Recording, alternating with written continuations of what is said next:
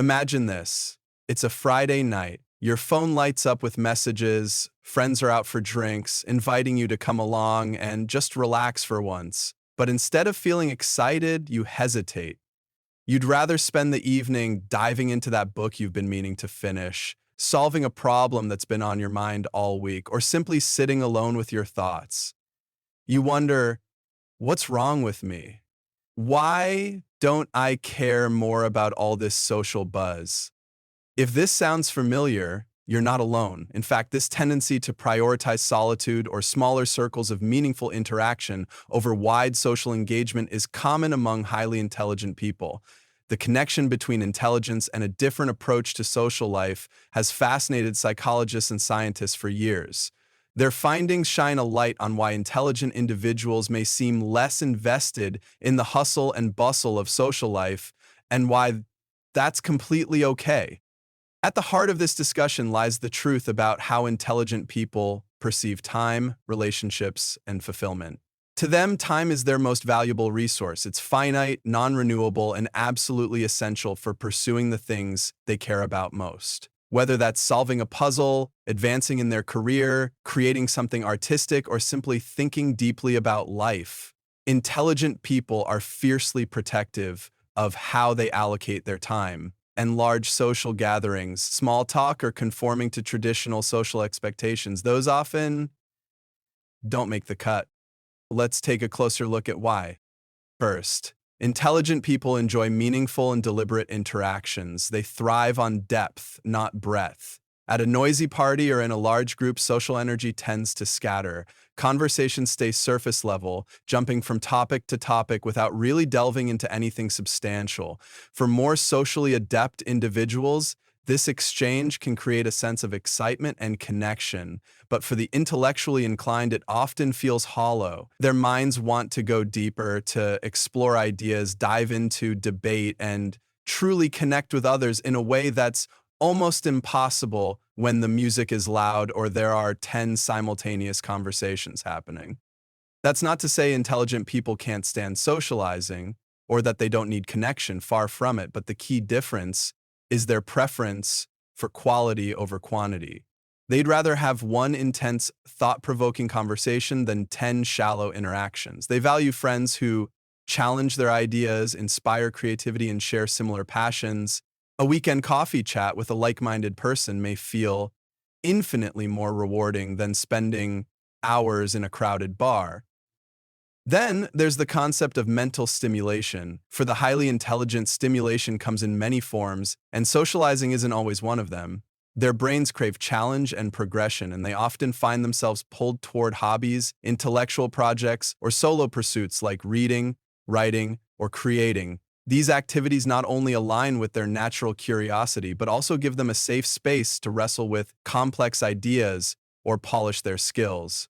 Spending too much time in social settings can leave them feeling drained or, in some cases, stuck in a loop of unproductive chit-chat. Another factor at play is the power of independence. Many intelligent people are fiercely independent thinkers, drawn to problem-solving and self-reflection. Independence isn't just a personality trait, it's a mindset that informs how they construct relationships. They don't rely on social validation in the same way others might. They're more likely to find fulfillment in their accomplishments, inner growth, or the pursuit of knowledge. While others may seek reassurance or energy from social interactions, the intellectually inclined tend to recharge or find clarity in solitude. Interestingly, some psychologists attribute this phenomenon to evolutionary traits. Studies have found that people with higher intelligence often have a unique relationship with social needs. In ancestral times, socializing was crucial for survival. Groups worked together to hunt, share resources, and protect one another from threats. But those who were deeply analytical, innovative, or strategic thinkers likely spent more time on tasks that benefited everyone in the long run, like creating tools or identifying hidden patterns in nature. In these roles, long stretches of solitude were necessary to focus, an instinct that may still linger in people with high intellect today.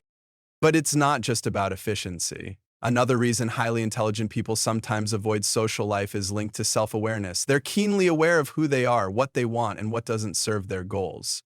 This heightened emotional and intellectual awareness often leads them to question the value of extensive social networks. Are they forming friendships because they genuinely connect with someone, or are they doing it out of obligation or societal pressure? Their answer often drives them to streamline their social life, keeping it small and intentional rather than spreading themselves too thin.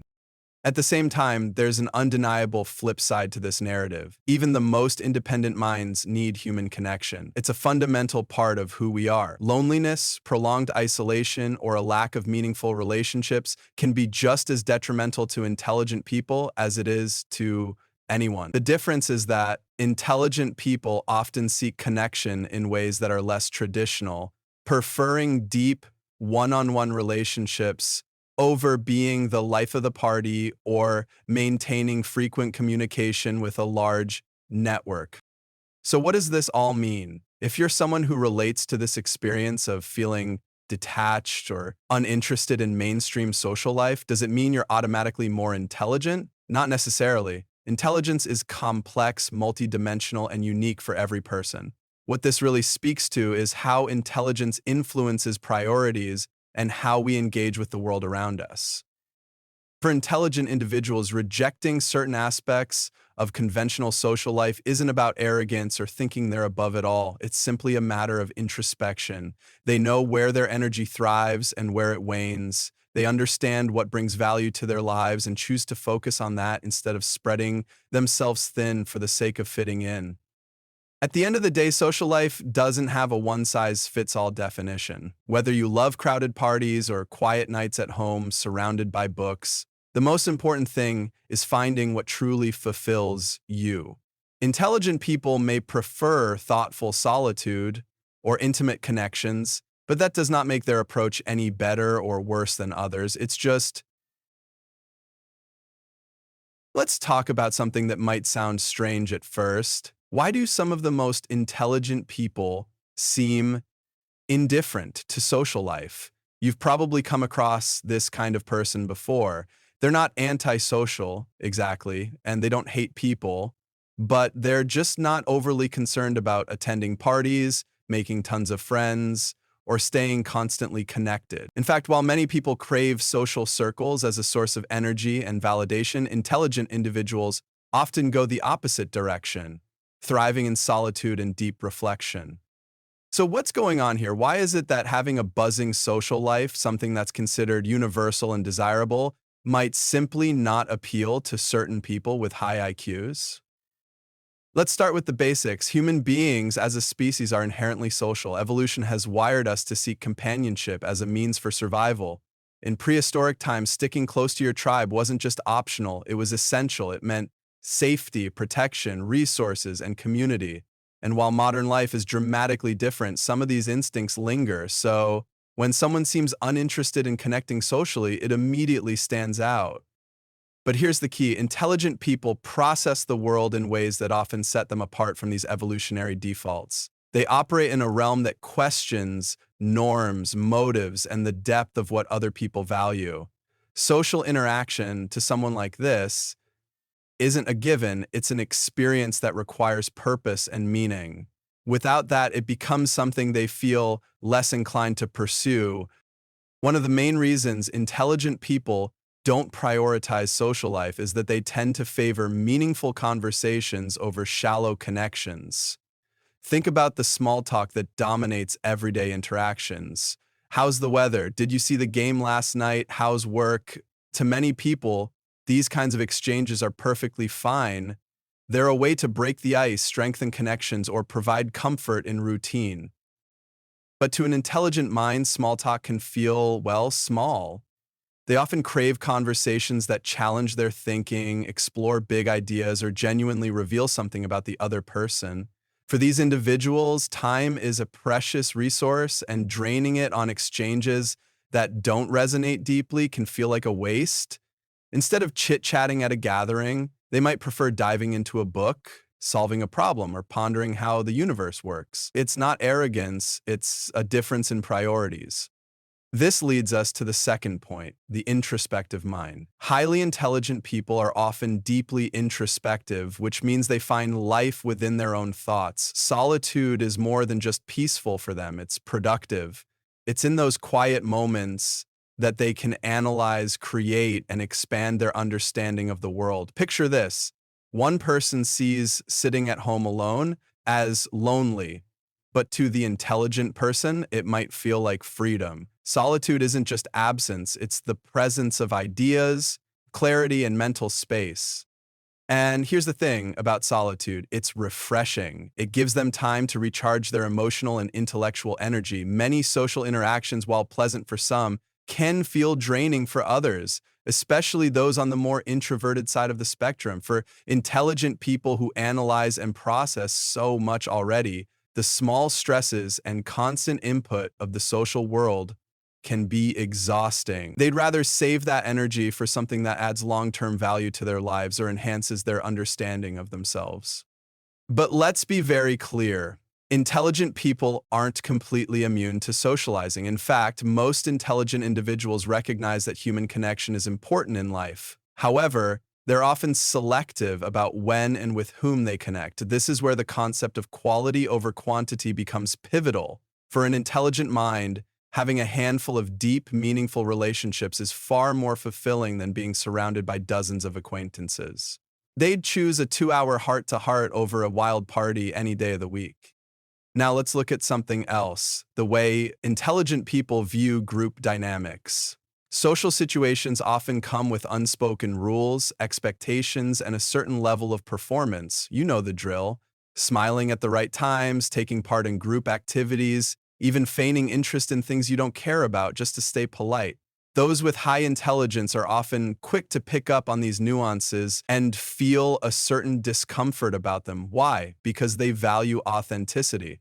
Pretending to fit in when they don't genuinely feel a connection can feel false to their identity. Here's a curious idea to add to all of this. Studies have shown that intelligent people are generally more adaptable and independent, meaning they don't necessarily need a large social network to thrive. From an evolutionary perspective, those with high intelligence can adjust to their environments without relying heavily on others for survival, which may explain their natural inclination to pull away from the crowd. They're often confident in their problem-solving abilities and self-reliance, so they don't turn to group belonging as a primary source of fulfillment. And all of this leads to another fascinating aspect. Intelligent people often have deeply personal goals. Whether it's mastering a skill, pursuing a passion, or engaging in creative projects, their mental energy is, more often than not, focused on things they consider bigger than day-to-day socializing. Think about the most accomplished individuals you know, from scientists to artists to entrepreneurs. Their drive to create, learn, and innovate often leaves little time or energy for maintaining a wide social circle. Socializing isn't seen as bad, it just fades into the background compared to their aspirations. But before we wrap this up, let's address a point that's often misunderstood. Intelligent people aren't inherently antisocial. It's not that they dislike people in general, but rather that their personality and priorities lead them to experience socialization differently. In fact, when they do find a connection that sparks their interest, they can be some of the most passionate friends, partners, and collaborators. They may not thrive on constant interaction, but they deeply value the relationships they do have. So here's the takeaway. Social life isn't a one-size-fits-all concept, and intelligent people often fall outside the norm.